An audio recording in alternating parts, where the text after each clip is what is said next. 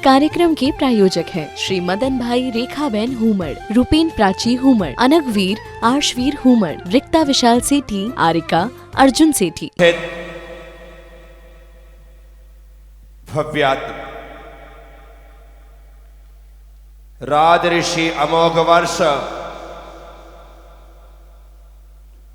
प्रश्नोत्तर रत्नमालिका की 28वीं 29वीं अर्थात अंतिम 2 गाथाओं में कहते हैं, इति कंठ गता विमला प्रश्नोत्तर रत्नमालिका येषां ते मुक्ताभरणायपि विभान्ति विद्वत् समाजेषु विवेकाद्यक्तिराज्येन राज्ञेयं रत्नमालिका रचिता मोघवर्षेण सुधियां सदलं कृति।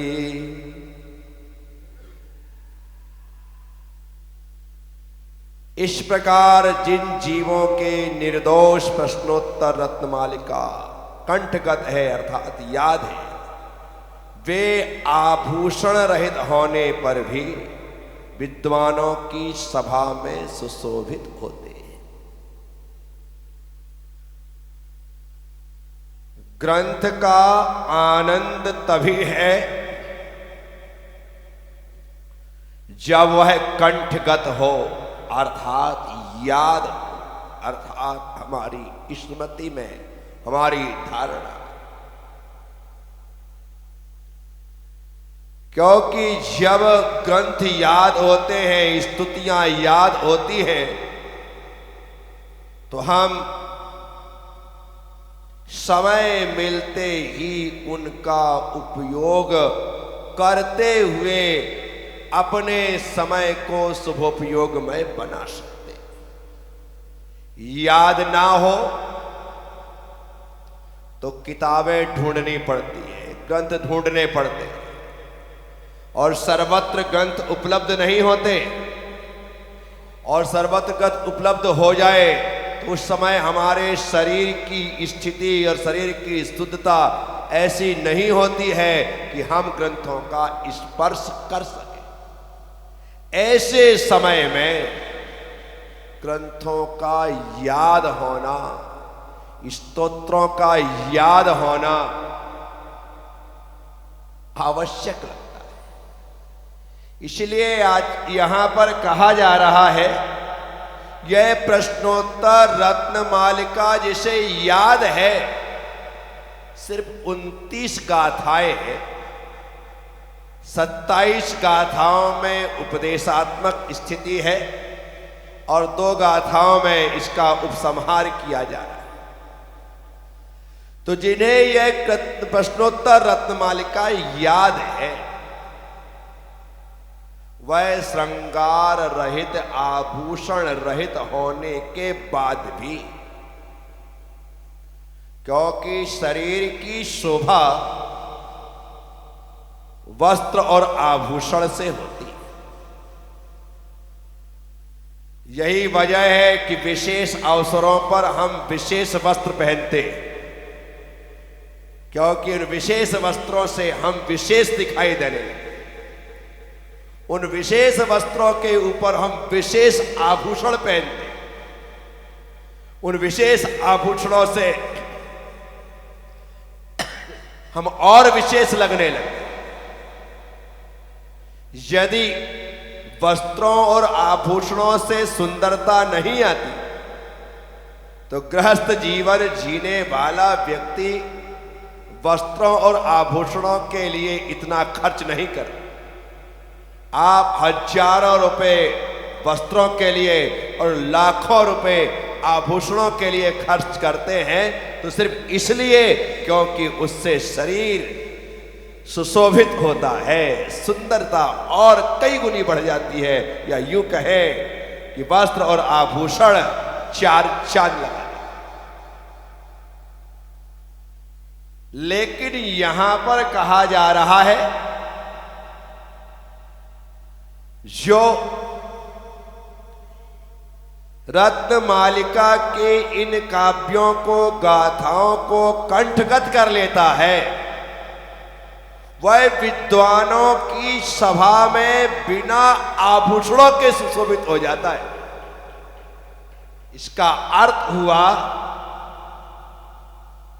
इन गाथाओं से सुंदर कोई वस्त्र नहीं हो सकते, इन गाथाओं से सुंदर कोई आभूषण नहीं हो सकता, क्योंकि विद्वानों की सभा में यदि कोई सुशोभित कर रहा है तो इसका मतलब है वह वस्त्र और आभूषणों से कई गुना श्रेष्ठता लिए हुए है, सुंदरता लिए। यहां पर बैठे हुए श्रोताओं में बहुतों को बहुत सारी चीजें याद है, जैसे भक्तांबर जी, बहुत से लोगों को याद है। जैसे ही भक्तांबर पाठ प्रारंभ होता है, हम बिना किताब के साथ में गाने लगते हैं, गुनगुनाने लगते हैं, बोलने लगते हैं, हमें बड़ा अच्छा लगता है। और बड़ी बात तो यह होती है कि आसपास बैठे हुए लोग जो किताब को देखते हैं, ढूंढते हैं और आपको देखते हैं तो कहते हैं आपको पूरा याद है? हाँ, मुझे तो बचपन से याद है, पहले से याद है। वो गर्भफील भी करवाता है। याद होने से गर्भफील होता है, अच्छा लगता है। आपको यदि 2-4 भजन याद हो और आपसे कहा जाए कि आइए आपको मंगलाचरण करना है, आपको याद थे, आप खड़े हुए, फटाफट जयकार लगाई और चालू हो गए। और याद नहीं है तो या तो डायरी ढूंढोगे, डायरी में फिर भजन ढूंढोगे, या फिर मोबाइल निकालोगे, मोबाइल के मेमोरी में जाओगे, वहां पर ढूंढोगे कि भाई कोई सा भजन मैंने जो सेव कर रखा था वो गा लूं। क्यों? याद नहीं है तो इतने 1760 नाटक हम, और याद है तो बस आपको अपने दिमाग से कहना है कि ये वाला भजन गा दे और तत्क्षण हम गाना पड़ा। इसलिए भजन का, भक्ति का, स्तुति का, स्तोत्र का, पाठ का, शास्त्र का याद होना जरूरी है। रोज यदि हम 2 लाइन याद करें तो साल में 365 दिन होते हैं, और 365 दिन होते हैं तो आप ये मान के चलो कि एक गाथा यदि 2 लाइन की होती है तो हमें तकरीबन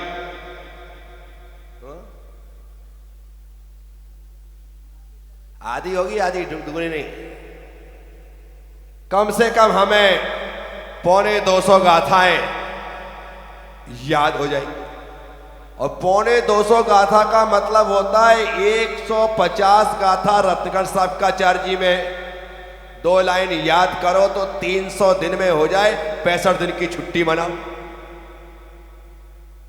द्रव्य संग्रह जी में आओ तो 58 गाथाएं हैं, 58 गाथाएं तो 100 कितने दिन लगेंगे? 58 दिन लगेंगे। 2 लाइन रोज याद करना तो 58 दिन लगेंगे।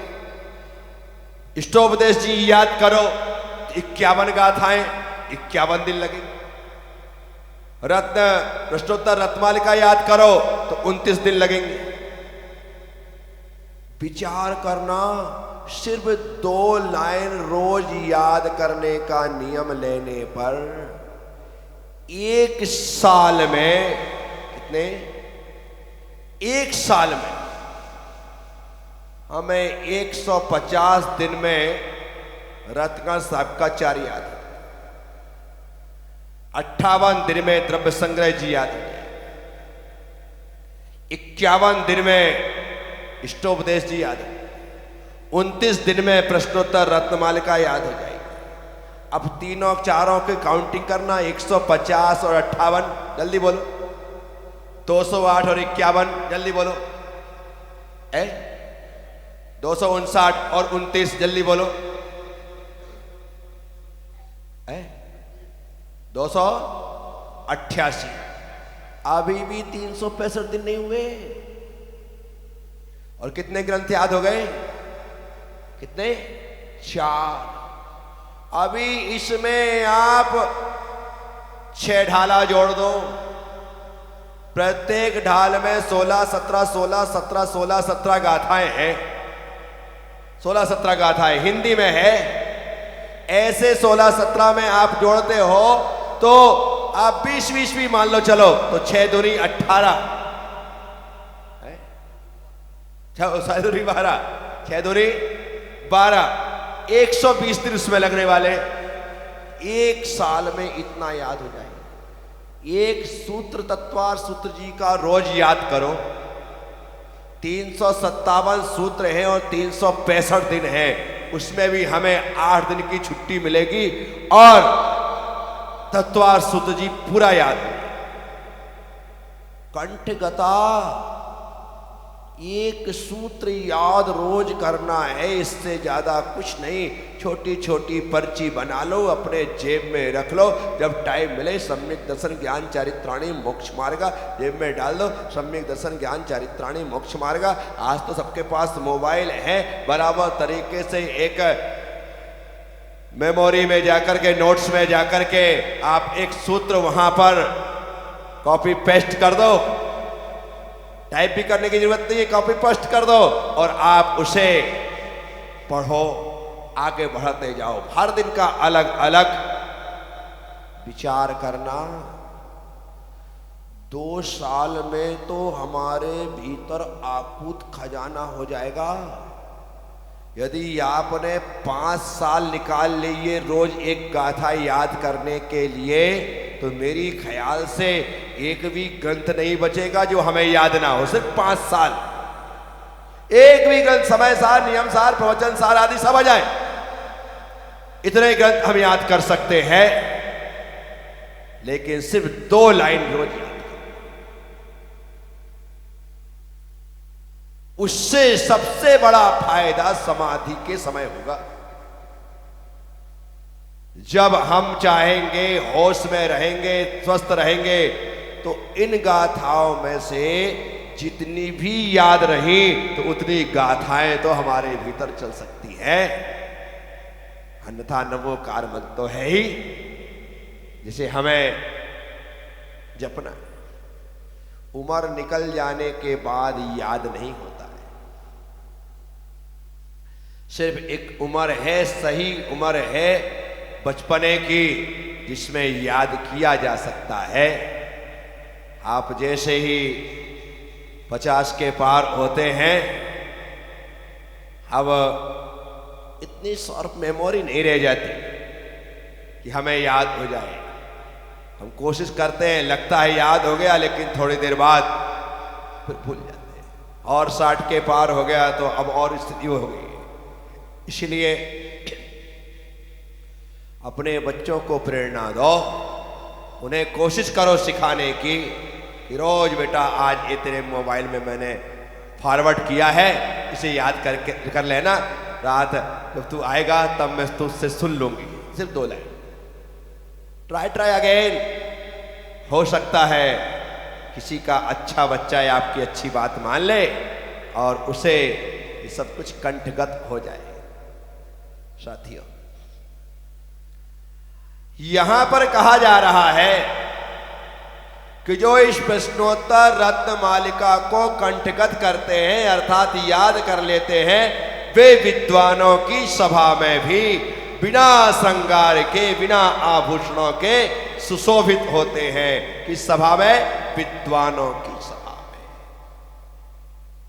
जब हमारे द्वारा अच्छी बातें बोली जाएं, हमारे द्वारा अच्छी बातों के साथ साथ संस्कृत, प्राकृत आदि उत्कृष्ट भाषाओं में बोला जाए, सामने वाले को एक अक्षर भी भले समझ में ना आए, लेकिन प्रभाव पूरा पड़ता है। बाप रे, ये तो संस्कृत आती है, शुद्ध प्राकृत आती है। दो गाथाएं बोल करके आप लोगों को सोचने के लिए मजबूर कर सकते हैं। इतना फर्क पड़ता है। जिस प्रकार से जिसे अंग्रेजी नहीं आती उसके सामने इंग्लिश बोलने वाला, उसके लिए बड़ा सम्मान, भाई इसे तो गजब इंग्लिश आती है। क्या हुआ? किसी भी भाषा का ज्ञान हो, वह ज्ञान आपका मान और सम्मान ही बढ़ाता है, यह मान करके चलना। हमारे महाराज जी है प्रीतीर्थ जी, एक कर्नाटक के, जिनको कन्नड़ आती है। क्या आती है? कन्नड़ आती है।